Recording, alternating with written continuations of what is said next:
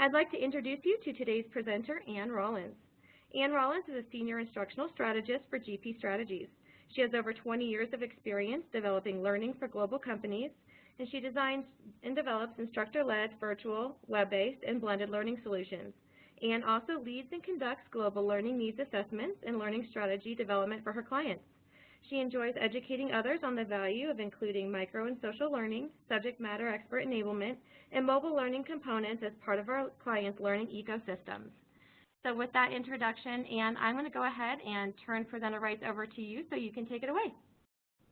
Great, thank you. Let me go ahead and switch this over so you all can see my screen. Just takes a second here. Great, I'm glad that you all joined the call today, and I'm glad that you're here to participate in the webinar. So, getting started, what are we going to talk about? We're going to talk about what AR is, how it works. This is a session that is designed for folks who are relatively new. You may have heard about AR and read some articles and have a general idea of what it is, but definitely geared for more the novice practitioner. We'll talk about how AR can take a meaningful place in my learning strategy.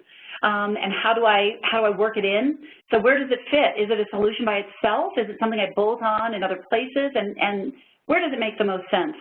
And then we'll talk about some considerations, benefits, and best practices of AR that every practitioner should be thinking about. Let's go ahead and get started. So what is augmented reality? Augmented reality provides content in a different way than we're used to. It's contextual and mobile. Basically, you can scan a target with your device, and your device recognizes a specific image or a logo, it could be a shape, and accesses a virtual world. And so for me, in my experience, I've had the challenge of designing learning for populations of learners who are not tied to a desk. They have a desk, they have a computer, but a lot of the work that they do doesn't happen there. These are folks who are on the sales floor interacting with customers. They might be on the go in a manufacturing facility. And while there are a lot of different use cases for AR, you know, the way I see it, the mainstream application in our broader learning community is to use it to serve up micro-learning artifacts to your learners by associating them with a marker or a unique image that's placed in the learner's environment. So it could be a piece of manufacturing equipment that is kind of that anchor image, that target. We'll talk about that shortly. And so basically, how it works is I use my mobile device. It could be a tablet or a mobile phone. It could be a headset. And I'm going to have an AR mobile app open. And when I scan over the target, it's going to bring to life and add a digital overlay that I can explore. So for instance, a piece of machinery in the manufacturing floor, when I have my mobile device and I hover over it, I may see some icons that I can select that will open up, say, a quick animation that was built in Storyline, or a job aid with some troubleshooting steps, or a video on how to use the equipment. And so really how it's used and how I see it and how I use it with my clients is for performance support. It gives them contextual access, you know, in the workspace, so I don't have to go back to my computer. I don't have to go and look in a book on the manufacturing floor. I have access to things in the moment when I need it. Of course, kind of reach and extend applications are for customer self-service. So outside of L&D, there are some things that we can create, you know, for instance, a large telecom company, if they have some of their products augmented, if I'm a customer in my home and I don't know how to use my remote control, wouldn't it be awesome if I could simply use my mobile device and hover over that remote control and get some self-service customer support where I can go through that, as opposed to having to go and look it up on my computer, which might not be proximate to where I need the help. Right, and of course, delivery of learning content. So I want you to take a look at an example before we get there. I view AR as one of the great promise holders of the next 2 to 4 years in learning. There are some challenges. We'll talk about a few of those later, but really relative low cost of entry, it scales very easily. And frankly, the tools are easy for us to learn as practitioners. And it's easier for us to maintain than an awful lot of other learning delivery methods that we've got at our disposal. So our first opportunity for you all to check out some AR, go ahead, for those of you who downloaded Zapper, go ahead and open that app on your phone. So I'm going to talk through what this example is. As you can see, it was built for GMC and the GM Corporation. And the purpose of this, it was actually used to support in-dealership delivery of sales training to sales consultants. Okay, so it becomes part of the ILT experience. It's portable and easy for our instructors to take on the road. In this use case, our consultants needed to learn about a number of safety features on a new automobile. So as opposed to this instructor talking through them all and our salespeople, who tend to be a really challenging audience, we needed to bring it to life somehow, and we used AR to do that. So this AR solution allowed self-exploration of a body of content in a targeted and meaningful way.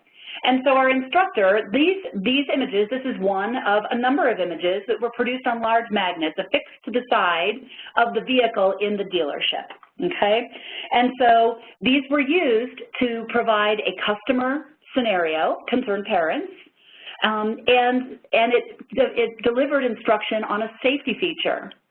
Okay, so learners discussed what is my customer scenario, and then they discussed what safety feature they thought aligned best to this scenario, and then they created their sales conversation. So for those of you who are launching this AR experience, basically the sales people were broken into these small teams. They talk about their scenario. They launch the AR, which serves up a video on a very specific safety feature that addresses this customer scenario printed here. So they watch, a 2 to 3 minute video, and then they take a quiz on their safety feature. And in this case, our quiz wrote to a Google Doc. It didn't write to the LMS, but certainly it could. But the quiz wrote results to a Google Doc that our instructor could see progression. How are this number of individual groups doing on their assigned activity? So then after they complete the quiz, then they talk with their partner about what is the sales conversation they're going to have with the concerned parents that helps them to target the right safety feature that will address that specific concern. At the end, groups came back together and they all shared their safety feature, their customer scenario, and how they would put it all together. Give me a check mark in the participant's pane if you were able to launch the AR. Let me know what you think in the chat. Love to see that. Great. So now this example I used only in the webinar. This is not necessarily the ideal way. So we typically would not use an AR experience on a laptop, on a computer, right? If the people in your work environment or in front of a workstation, AR is not likely a solution that would be its best use case. It's when they are out away from their workspace doing that work. So let's talk about the components of an AR solution. It's got a couple of different elements, aspects to it. The first is the mobile device or hardware with the AR app loaded on it. So for instance, those of you who downloaded Zapper or Layer, those are very specific tools. And if I've got, for instance, in the previous example, if I opened Layer to try to view that, because it was built in Zapper, it would not open and launch for you. These are very specific development and then AR apps that open it. So what we're seeing now, we're seeing mobile phones and tablets used. We have a lot of clients who are deploying on those two form factors. But in addition, think about glasses or goggles, possibly hand controls. Those are in very sophisticated applications of AR. Typically, what I'm hearing and what's making the most sense in our corporate environment experiences is they want tablet and mobile phones to be the form factor that folks are using. The second component is the development software. And so this can range from a simple WYSIWYG development tool to a more complex programmer tool. So for my part, I've used WYSIWYG tools. I've used Layer and ZapWorks to be able to create my AR experiences. And so I might choose one or the other depending on my client scenario. and then a marker or a unique image. So this is a graphic or a photo that you anchor your content to. So in that GM example, you saw this little ZAPME code in the lower left corner. And that code has to be present on that graphic in order for it to unlock. Conversely, you can see my little business card here, which we'll take a look at later. I can use an actual image of an actual item, a remote control, an HP printer, a Comcast control box that I use for my cable TV, an Apple iPhone. So a physical picture of a physical object. And next there's the content, right? Videos, documents, interactives, links to community and support, and more. So 4 different pieces that you need to consider when you're getting started. And so when we're working through the strategy implications for any technology, there are a few practical considerations. So let's go ahead and talk about those now. So as with most other technologies and emerging new ways of working that I'm experiencing, that our community is seeing, is that AR is another tool in the toolbox, and it's got pretty specific use cases. And Heidi, thanks for the question there. WYSIWYG, what you see is what you get. So kind of like Storyline. Storyline, we're able to go in, we're able to import images, we're able to drag text box over. As a practitioner, it's intuitive for me. I don't have to have programming skills to do it. Both ZapWorks and Layers AR Builder, they're both very, very intuitive tools that practitioners like all of us on the call, with a small learning curve, could learn to do and deploy a project pretty quickly. AR can be created using a simple tool developed in-house. So for instance, GP Strategies right now, we are in the process of scoping out and planning the build for GP's augmented reality app that we'll be able to, as we develop projects for clients, instead of using Zapper or Layer, we'll be able to create a custom app for them that will perform the same types of work. But of course, developing that app in-house is going to require pretty deep level of programming knowledge and may not have that WYSIWYG. But there are consulting firms out there that all they do is AR, and it's deep programming typically for military, government, and large global enterprises. You know, and then the next is starting small, right? Using that WYSIWYG tool to help you to see how a basic solution works. You know, I encourage anyone who's looking into this, I would suggest get out there and get into ZapWorks, get into Layers AR Creator tool, and play around with it. You know, maybe take a picture of your family as your image or your anchor. And it's very, very low cost to create and to publish, but it'll give you a sense of how it works so that as you start thinking about it, you've got an idea of what it takes and what the level of effort could be. So when do we consider AR and how does it fit with everything else, right? You know, I think of 2 different ways. I think of it as the learning is in person, like the GM example that we shared. It's an excellent use case. That is in-person learning that has to hit the road, you know, 2 or 3 times a week to a different place. It made it very portable, especially for audiences that really you need to be able to engage them with the content. There needs to be that element of self-exploration. You know, additionally, can be delivered in-house, can be delivered, in a self-paced way, and it doesn't require moderation. So for instance, and I'm just throwing out there, if there was a manufacturer, say, of mobile products, I'll use a spitball with an Apple example, right, in the Apple store, and if their iPhone was augmented, that, you know, the latest devices, or the Apple Watch, that their salespeople, instead of having to onboard and learn about all of these products, they could very easily, you know, with a customer there, they could hover over the Apple Watch and be served up a competitive differentiation of the Apple Watch and the Fitbit Ionic, right? And that doesn't need a classroom delivery. Certainly can be put in the context of the work, right? And then, of course, there's content that should be contextualized and spread out over a longer period of time. Pulling things out of the classroom, like that example, if we were to create an experience for Apple. And then, of course, your learners. Your learners are away from a traditional access to their work, so they're away from a computer. They're away from access to typical learning and means that we can push learning to them. Folks who will learn best within a physical context. So for instance, imagine someone who installs telecom equipment as their job. They're not going to have a laptop right there when they're standing outside of a building, an apartment complex, and they've got the cable boxes open or the telecom boxes open, right? They're able to learn and get what they need. Imagine adding an element of access to their support, expert SMEs that can help them, all from an interactive augmented experience, right? Or they're in a situation where self-exploration adds value.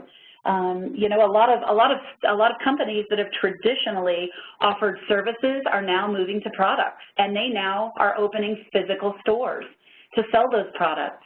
Imagine both for salespeople to be able to explore and learn when they need it and as much as they want, and even extending that reach to the customer.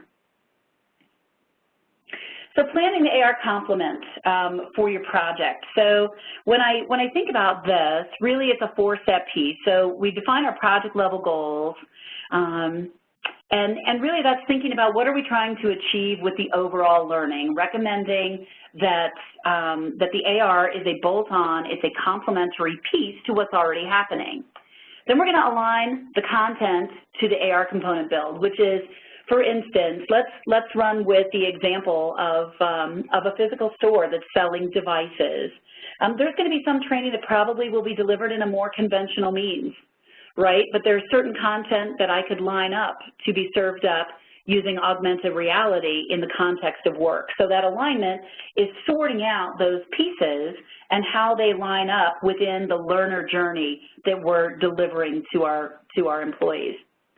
Then we source our markers and images in our content. So once we've figured out what content makes sense to serve up via an AR solution, we start identifying what are those devices or products in the store, and what is the content that goes with each of them, and what does that look like? And it allows us also to start thinking about curation as a real benefit to the whole process, because a lot of times, as you saw in the GM example, we had videos from marketing that were provided that exist that we're able to pull in that curated type of solution. And then we develop the solution and package it for prime time. So once I've made these plans, I've got my content aligned to what I need to share, I've got my markers identified, then I'm going into the tool and I'm building it out. And then, then I think about what content works well. And, a lot of this is stuff that we're building today for our clients and for the folks, for use in other traditional means of learning. So, videos, we're creating linear animations or multimedia videos. We're creating graphics and images. And for those of you who downloaded Layer to your mobile device, go ahead and launch Layer and hover it over my business card and make sure the whole card fits in the frame, and then tap the screen. And that will launch the AR built-in Layer. You notice there's no marker on here. There's no Zap Me. There's no QR code. There's nothing like that. The image of my card is actually what serves as the marker to launch that experience in Layer. We create audio pieces that go along. We create links to SharePoints and wikis and links to social learning constructs, jam pages, things like that. All of these can be incorporated, puzzles and games, quizzes, as I mentioned in that GM example, and many more. So when you think about what could work well in an AR solution, pretty much anything that you're developing is something that could be incorporated as part of the framework for serving up this microlearning. So let's go into considerations and benefits. So when we consider AR, think through the following. So devices, what are the form factors? Are they owned by your company, or are they personal devices? Certainly personal devices may create a bigger challenge if I'm trying to access artifacts that live behind the firewall.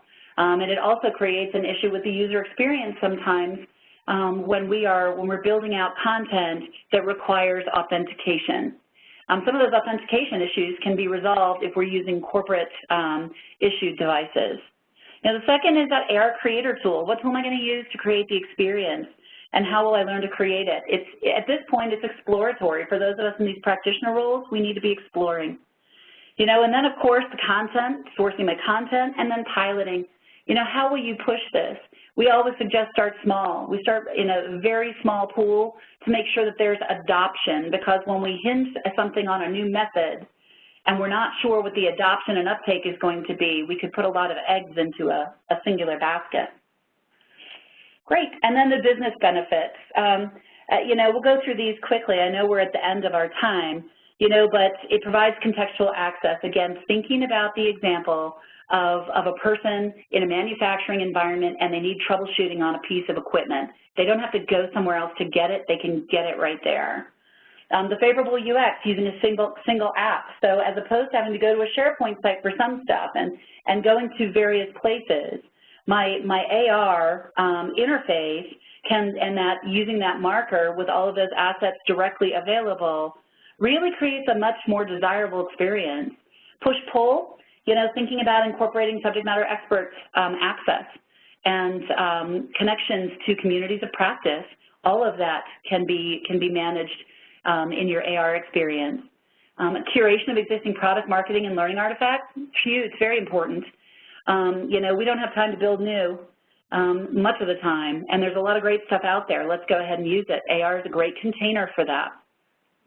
Relatively easy to update, especially if we're linking to things. If it's just a matter of updating what they're going to see in the link as opposed to going in and having to make a lot of changes, you create a really, really good structure for your AR solution, and that update is very easy to manage. And then opportunities for community building, of course, because if we're connecting people to communities of practice, when they need those communities within the scope of work, we are starting out at a much better place to create employees who are driven and easy and more open to self-serving to find help and creating those networks of people that can help one another, getting smarter with each contact. So best practices as we wrap up, you know, define where the AR fits into the learner journey. Think about that, right? It's not the catch-all. It's definitely, I'm working on a project where we're referring to it as the icing, because we're giving them great learning, and now we're giving them access to the key points of that great learning in the workflow when they need it, right? We gather content, create or curate the content. Storyboarding is important. You're going to storyboard this experience just like you'd storyboard anything else that we're delivering in a digital media to make sure that it makes sense. And then organizing your content in the AR tool. And not overloading it. That's a real easy mistake to make, is overloading it. It's got to be simple, visual, easy for your learners to interpret and find what they need quickly, or they won't be back. And then publishing, testing, tweaking, and go live, of course with your small pilot first, and then on a larger scale. So these are the best practices that I have used. And you know, as I mentioned earlier, it's not a standalone solution. You know, in order for it to drive learning, we've got to integrate it into the broader big picture. And make sure that we're choosing this not because it's cool, and not because we can reach them in another way, but because reaching them in this way is the way that makes sense. And I challenge you guys to think about where your opportunities are, where you could incorporate AR into your learning strategies for the work that you're doing today. So that's what I've got on AR today. I'd love to open it up if we've got some questions. Kayla, let me go ahead and turn this over to you. Yes, that was great. There's a lot of content. I know we went over a little bit over time, so I appreciate everyone for staying on. I do want to allow a few minutes for some Q&A because we did have some great questions come in. So if you have a question for Ann, go ahead and put it in the lower right-hand panel of WebEx, and we'll get to those. I also want to remind you that, you know, obviously Ann covered a lot in just over 20 minutes. So Ann, if you actually go ahead and flip it to that last slide for me, her contact info is available in the slide deck. Go ahead and write it down. If you have any questions for her, you want to reach out to her after today's session, please do so. Also, I'd like to remind you that the recording and slides from today will be sent to the email address that you provided. We'll go ahead and jump into these questions, but first I want to share quickly. I've actually used the Layer app before, and it was very easy to use. It was fabulous. We used it for a marketing event last spring at a trade show. And it was wonderful because what it allowed us to do was get content and information to those who were stopping by our booth very quickly. They didn't have a lot of time to stop by and chat with us, and so using the Layer app, they were actually able to hover over our booth graphics and download resources, thought leadership videos, contact information to get a hold of us later. And what it did was it actually saved it very quickly to their mobile device, so they were able to move on with their day. And later, when they had time to settle into their hotel room during the show, they could go back to the content that they stopped by our booth and they received. So they weren't carrying around any kind of papers or any clunky materials. It was very seamless and very, very easy to develop. So I love seeing this. I can firsthand say that it works. So without further ado, these questions are coming in quickly. So I think a very important question that came in is, how much does an AR solution cost? Oh, that's a great question. And like that question with other solutions, you know, it depends. I'll tell you, if you use Zapper to create, and Zapper, the challenge between Zapper and Layer is, in that GM example, you saw that we had the ZapMe code. Zapper's app requires that you use the Zapper codes. Those Zapper codes are $3 a piece, and they work forever. And so imagine, you know, depending on corporate brand guidelines, if it's something for internal learning, that corporate marketing would be all right with having a marker like that. I mean, you're talking very low cost. You're talking $3 for a Zap code that would go onto a graphic or an image. And, you know, folks need to have the Zapper app downloaded, and the software tool doesn't have a cost to it. So my pay is for that Zap code. Layer's a bit different. Layer, the development tool, again, no cost. But in order to produce a single page, it has different scale. Layer is designed for use for smaller organizations. When we get into large enterprises, they have enterprise pricing, which is dramatically different, and handled through their parent company called Blipper. But for smaller pilots, you want to get started, you want to learn. For organizations that are small, those Layer pages, so for my business card, it was $31 for me to publish that for 1 year. And so they vary in terms of the licensing model pretty significantly. You know, you buy and own versus you pay per page and you pay per year. Up to the enterprise level, where when those are created, those are perpetual. They do not expire within a year, but you do pay a lot more for it. My experience with those two tools, I know that other platform providers out there have different variations of what the cost is. But typically that's how it works. You buy whole, or you pay a per year, per page type of arrangement. Perfect. And I can say from example, we had 4 panels on our booth, and those 4 panels, it was about $120 to run each of those 4 panels. So the next question is, what is the learning curve to use one of the off-the-shelf tools? That's a great question too. You know, when I first got started, the business card was the first one that I did, and I need to pop it together because I was going to a conference, and I wanted to be able to pass out a little more information about me and about the things that I do, aside from just the contact info on my card. And so, you know, it took me probably 4 hours to put that together, and that's learning how to use the software. And so it was very, very easy to learn, very easy. And ZapWorks is the same. ZapWorks is very intuitive. Actually, last year in San Jose, at Realities 360, a buddy of mine and I taught a bring your own laptop session at Realities, and we actually had half of the class do a build in Layer, and half of them did a build in Zapper. And in about 25 minutes, they all had a working AR piece. Of course, it was guided. They weren't going through the learning on their own. It was very guided. We had all the artifacts for them, and we had a plan for what they were going to build. But it was a very successful session that will repeat actually in March in Orlando here. But it's quick to learn, and if you use any of the development tools, Storyline or Articulate Presenter or Captivate, you're going to pick up on it really quick. So I have a few more questions left. Because we are over 10 minutes over our anticipated scheduled time, I'll go ahead and do one more. Keep those questions coming in. What I'll do is I'll leave the session open for a few minutes after we wrap up.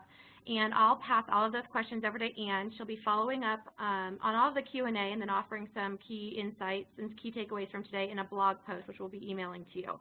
So keep the questions coming in. We'll be addressing them. But for the last question on the live session, can you tell us more detail about storyboarding these experiences? Sure. You know, essentially, so for my project that I'm working on now, it's a large aerospace company, and we're delivering some leadership development training, and it's not a small amount of training. It's 80 hours of ILT, and we wanted to be able to provide more direct access to the key elements that people might need to go back and get a refresher on. So for instance, if I am a new leader and I'm going and I'm suddenly recruiting a number of positions, I want to be able to get in and very quickly access the most important things to make sure that I'm set up for success. And by the way, I don't have my laptop with me. I'm walking into an interview room. And so creating an experience like that, so deriving from my learning that I'm delivering on hiring and interviewing, what are the pieces of that people are likely to need on a bell curve? What are they probably going to need to revisit in the moment?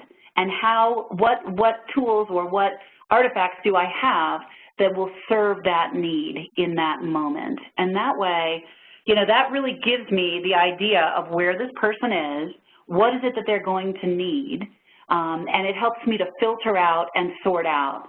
And then there's the graphic storyboarding of it. So for instance, for us, our quote marker, instead of the zapper, zap me code, or a picture of my business card, it's the logo of our leader program, which they have on their person at all times. It actually goes on their badge. And so when they hover over that, what should that look like? Because it's supporting 80 hours of curriculum, right?